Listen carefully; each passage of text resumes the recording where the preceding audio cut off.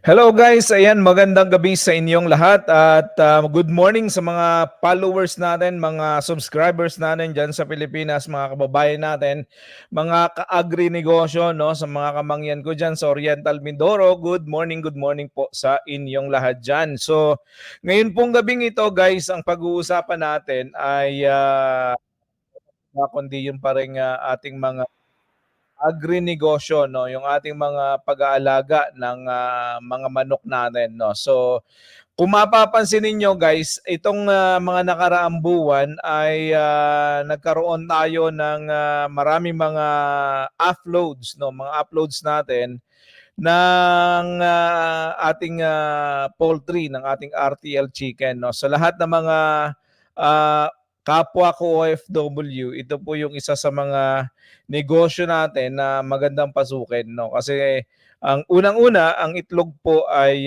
talagang pang-araw-araw na commodity yan ng mga Pilipino. So, ng ating mga kababayan. So, kung kayo po ay isang OFW at nangangarap kayo na baguhin ang ating cycle, no? So, kasi kung inyong mapapansin nung mga nakaraang mga video na pinag-usapan natin, tayo mga OFW, ang nangyayari ay mag-abroad tayo. Yung una nating pag-abroad, ang ating plano is 2, 3 araw, 3 taon lang tayo magtatrabaho tapos uwi na tayo ng Pilipinas, mag-iipon lang tayo ng mga negosyo, ng pangnegosyo natin. Pero ang nangyayari dahil sa dami ng pangangailangan ng pamilya, pag nag-abroad kasi tayo guys, no, ang nangyayari tayo nagiging breadwinner hindi lang ng ating immediate family, kundi ng buong pamilya, no, yung ating mga tatay at nanay, mga kapatid, yung ating asawa at mga anak, yung mga pinsan-pinsan pa natin, no. So lahat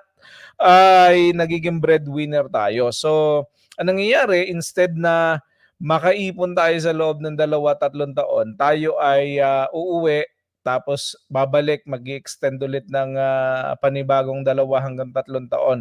And eventually, marirealize natin 25 years na pala tayo sa abroad. Katulad ko, magto 20 years na ako this year. No? So, sobrang tagal na natin sa pag-abroad, tapos ang pangarap nating umuwi ng Pilipinas ay nananatiling pangarap. Pero ang maganda guys ay kung magsisimula tayong magnegosyo, kung magsisimula tayo na isipin yung ating future sa Pilipinas, ay pwede namang mangyari. So itong ginagawa ko na to, hopefully, ito yung isang paraan para matupad yung pangarap ko na mag for good na sa Pilipinas. No? So, at pwedeng-pwede ninyong gayanin yung mga ganito. Ang style is basically simple. No? Habang nasa abroad tayo, magsimula na tayo magnegosyo, at kung meron na tayong negosyo at established, kumikita, pag uwi natin, tayo na mag-iintindi ng negosyo na yon. 'Di ba?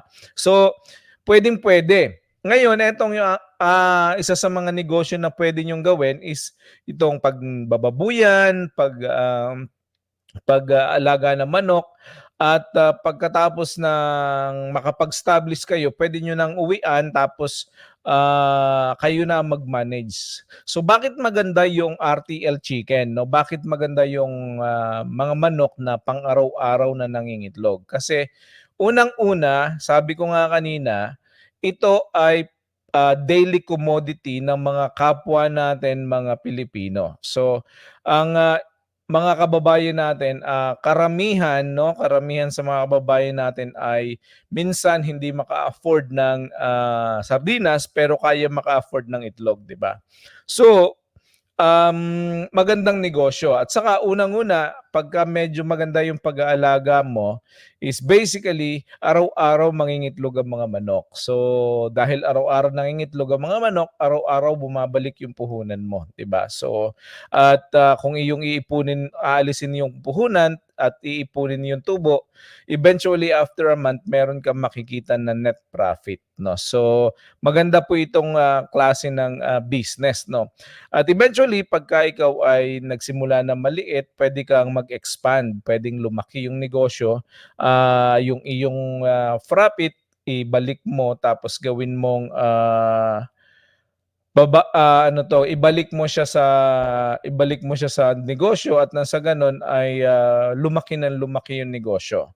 So yan guys, no, iyan sa isa sa mga pwede nating gawin, no. Tayo ay 'pag hindi natin inisip yung ating future, ay talaga namang hindi mangyayari yung ating pag-uwi ng Pilipinas na may maayos na negosyo at na may maayos na pinaglalagakan ng ating mga kinikita sa abroad, no. So yan, at ang maganda dito sa RTL, kapagka inasikaso niyo ng ayos, inalagaan niyo yung ayos, ibabalik talaga sa inyo ng medyo maganda yung mga profit dito, no. So kung kayo'y may mga tanong at meron kayong mga gustong ikwento, gusto niyong pag-usapan natin, i-message niyo lang ako sa Sandugo TV, yan.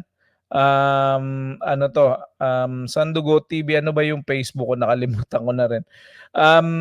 So Sandugo TV Agribusiness Vlog, no. Sandugo TV Agribusiness Club, i-message nyo ako doon, tapos magkwentuhan tayo tungkol sa mga alaga ninyong baboy, alaga ninyong manok, at mga alaga nating mga livestock, o yung mga kahit yung mga negosyo na pinagkikitaan nyo sa Pilipinas, no. So gusto ko ring matuto, kasi mas maganda din guys na hindi lang iisa yung klase ng negosyo na pinagkakaabalahan natin.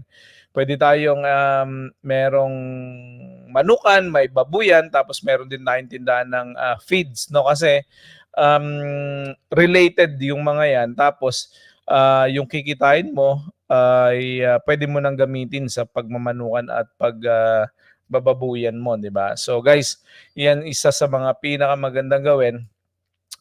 At kung meron kayong mga experience na ganyan, ay talagang makakatulong yan sa atin dito sa ating mga usapang negosyo, no? So sa mga nagtatanong guys na kung saan ako kumukuha ng manok ng RTL, guys, meron tayong mga supplier galing sa Batangas, no, galing sa Laguna, galing sa Bulacan, no. Yung iba ay galing pa yata ng Pangasinan at Tarlac, yan. So mag-PM lang kayo sa akin sa Sandugo TV Agribusiness Vlog, at doon ay pag-uusapan natin kung saan kayo pwede makakuha, no. At may mga cages din na available, no.